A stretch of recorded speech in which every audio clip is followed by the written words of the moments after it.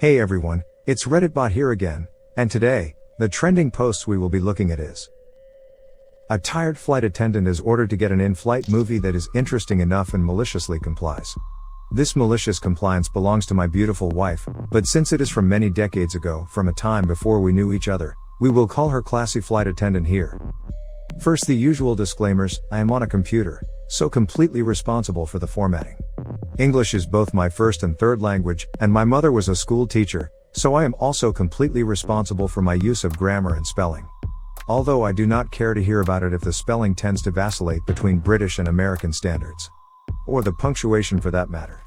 Dialogue is translated from the original language and is given as reported to me. The setup. At the time of this event, classy flight attendant is one of the top-tier flight attendants for her country's national airline. Strictly speaking, any of their flights that do not involve ports in the USA or its territories are not required to follow all FAA rules. However, whenever they fly to ports regulated by the FAA, they are expected to follow those rules to the T. Of course, it doesn't always work out that way in practice. On this occasion, classy flight attendant has just landed from Europe at her home airport in South America, only to learn that she is being turned around for a round trip to New York City. She protests? By the time she lands in New York, she will be well outside FAA rest period rules with all the consequences that could follow. Her supervisors don't care. They need her on that flight right now. And away she goes. But she knows the flight to New York isn't the real problem, it's the return trip that will be pure misery. Her compatriots flying home from New York tend to be extremely entitled. They are coming from New York. That makes them somebody now. They will refuse drink service when offered, and then when the flight attendant is 3 or 4 rows further along, push the call button and order a drink. They will keep an attendant hopping back and forth the whole flight for stupid little things, many of the things they could actually do for themselves. Classy flight attendant is tired and knows that dealing with this entitled crowd on the return trip is going to be the worst. As they get into New York, she is told to go check out an in-flight movie for the return trip. The suggestion is made to make it interesting enough to keep the passengers too busy to order the flight crew around that much. Cue the malicious compliance. The malicious compliance. As she looks over the options and finds the perfect film. It will keep the passengers riveted to their seats. Frankly, given the nature of the film, she isn't even sure why it exists in the cartridge format used on planes at this time. Perhaps because the format is also used on some yachts and cruise ships. She orders it. Once on board, she keeps it secret. She knows that once she pops it in and it starts to play, the systems in use at that time cannot be stopped. But any time before that, she could be thwarted. Mid-flight, as the plane is well out over the ocean on its way south, she pops it in, Airport 77. For those who don't know, this film is about an airplane crash in the ocean and passengers and crew trying to escape with their lives from 100 feet underwater. The results are immediate and absolute. While there are many white knuckles, no one seems inclined to press their call buttons. And classy flight attendant has a very quiet, uninterrupted rest for the remainder of the flight home. The aftermath. As she is departing, one old lady is heard to say that she will never fly national airline again. When called on the carpet for her movie choice, classy flight attendant feigns ignorance, claiming to have thought it was the much more comical airplane. And that the name was lost in translation. She is given a 3-day suspension, which is for her much needed rest. Oh, and she will never be allowed to pick the in-flight movie ever again. Alright, guys. That's interesting. Let's take in some comments. Somehow it hadn't occurred to me that a movie needed to be selected by the flight crew at one point. Lol. I flew from London to Minneapolis on a Friday the 13th in 2001. The in-flight movie over the Atlantic was Castaway. For the last 20 years, I've been wondering who thought that was a good idea, but maybe I should be grateful it wasn't Airport 77. I got to watch the Romulans take down the Enterprise during bad turbulence one time. I'm not good at flying, so I focused very hard on that movie and treated it like a 4D movie. It was on a small plane flying out of Crete and they chose the movie. It was a good choice of movie. I watched Eye in the Sky on a flight. I was so engaged in the movie, which happened to end just as we were being told to put our electronics away, that I was very confused when the captain announced we would be getting emergency medical personnel onto the plane immediately after we reached the gate, and he requested everyone remain seated to allow them to pass. I asked the person next to me, I was in a window seat, they were middle, what had happened, and they looked at me very dumbfounded before answering. Turns out, the person in the aisle seat in the row behind us had been having a grand mal seizure and was in very bad shape. Everyone on the plane, especially those in the immediately adjacent rows, knew what was going on, except for me. That's the nicest thing I've ever seen written about Star Trek. Nemesis. Star Trek, Nemesis was a good movie. Not quite as good as The First Contact, but still decent. Nemesis was a decent movie if viewed with zero prior knowledge of TNG's continuity. The same level of knowledge the screenwriters apparently had. 100% this. Also, see the entire Disney Star Wars trilogy. Sigh. Smart choice on the flight. That ferry takes fucking forever. It was a field trip I was forced to go on to complete my degree. We were flying straight home and we caused chaos. They had to hold the plane because our bus broke down on top of a mountain and 50+ people were missing from the flight. In an early 90s London/Bangkok Aeroflot flight we got a movie on the strength of the ruble, and why it was poised to become the new global petrocurrency. A group of 50 Russian men got on at Moscow carrying a liter bottle of vodka each. That flight got real crazy. We once got outbreak on a transcontinental flight. Then people started coughing. This comment sounds way better if you were the pilot. Exactly what I thought. My dad got a job driving city buses in the 90s. When he came home after getting it, he also brought speed. My mom was not amused. I thought you brought home meth. I had to reread this a couple of times lol. You have angered the god Keanu with your ignorance. Now you must watch Speed to atone for your crimes. But stay clear of Speed 2, because may. The god Keanu agrees. How else do you drive those buses? Imagine Final Destination lol.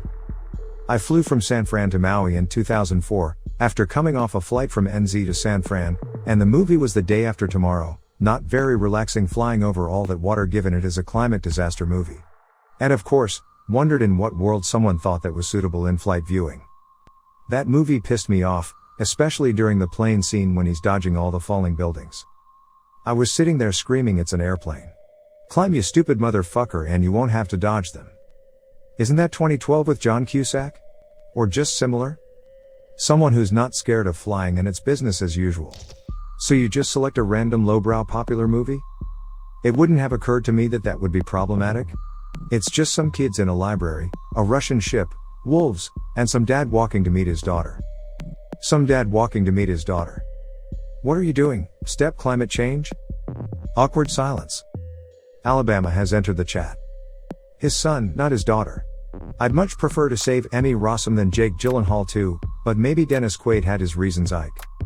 Let's be honest, the big shitty airlines like United probably have a playlist of corporate approved movies that rotate automatically, so as to not offend anyone.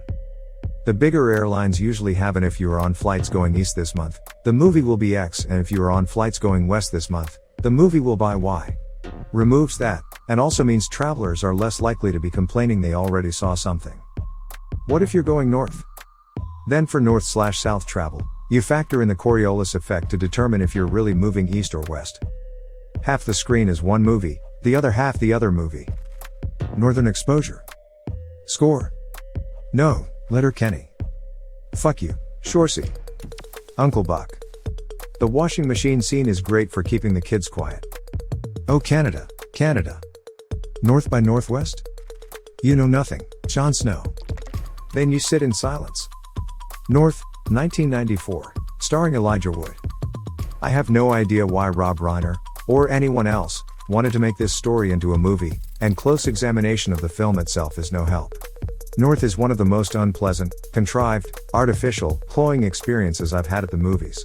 To call it manipulative would be inaccurate, it has the ambition to manipulate but fails. I hated this movie. Hated this movie. Hated it. Hated every simpering stupid vacant audience insulting moment of it. Hated the sensibility that thought anyone would like it.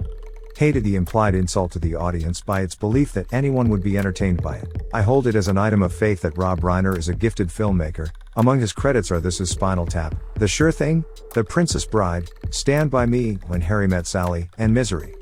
I list those titles as an incantation against this one. North is a bad film, one of the worst movies ever made. But it is not by a bad filmmaker and must represent some sort of lapse from which Reiner will recover, possibly sooner than I will. So, I've never actually seen the movie. It was just one of those ones where there was a trailer for it on a VHS for another movie I watched a lot. That and I remember what the VHS box looked like from seeing it at Blockbuster. And yes, I realize how old all of that makes me sound. Good lord, no. Flying is already miserable enough. No need to make them watch North. Monty Python's I'm a lumberjack and I don't care. I'm a lumberjack and I'm okay. I sleep all night and I work all day. Recently flew United and Southwest. They have quite a selection and some movies are actually pretty good. As a flight attendant, I've never heard of this either. They're usually pre-programmed on their monitors. It is very old school. Back when each floor and section had a big screen up front, all run from the same tape player. Not anymore, as technology has changed. Back in the day, your lines used the same tape cassette you could buy at Blockbuster. Classy flight attendant is a boss. Now she is your wife, don't cross her. Make no mistake, she's still the boss, lol. Happy wife, happy life, because breathing while you're sleeping is important. Lol. To be fair, a happy wife is not a guarantee of a happy life, she may only be happy when you are miserable. But I can guarantee you that if she ain't happy, ain't nobody standing a chance. As the wife, my wife, not yours, and I say, happy spouse, happy house. I like this so much more. To be fair. To be gestures grandly fa thir. I'd like to know if the airline got into trouble for making her go over the FAA limit. Not on this trip. But this sort of thing caught up with them in the end. FAA limit only applies to flying into JFK when outbound to a non-US port. The limit is not enforceable since the destination country is now controlling the flight. Kind of a my house my rules thing. She was over limit flying in. I don't think I've seen Airport 77, but I have seen a couple of airport films from that era, and they are hysterically bad. I grew up watching Airplane. Which is amazing on its own, but even more incredible once you see the schlock it's parodying. Good on your wife. I'd like to think there were at least a few people on board who had a righteous laugh. As an aside, my mom was a flight attendant, serving first class, since she was naturally skinny, and the worst notable person she had to deal with? Lucille Ball. The worst? Details, please, if you have them. Haha, when I read Airport 77, I thought it was a comedy too. I've never watched either one, was too young when they came out and had no interest when I got older. Awesome MC. You've never seen Airplane? Surely you can't be serious. For real, it's absolutely hilarious and I highly recommend it. I am serious and don't call me Shirley. A hospital. What is it? It's a large building where they treat sick people, but that's not important right now. I just wanted to say good luck and we're all counting on you. Johnny. I picked the wrong time to give up sniffing glue. It can be a hat, or a brooch, a pterodactyl. Have you ever seen a grown man naked? Smofo butter laying me to the bone, jacking me up.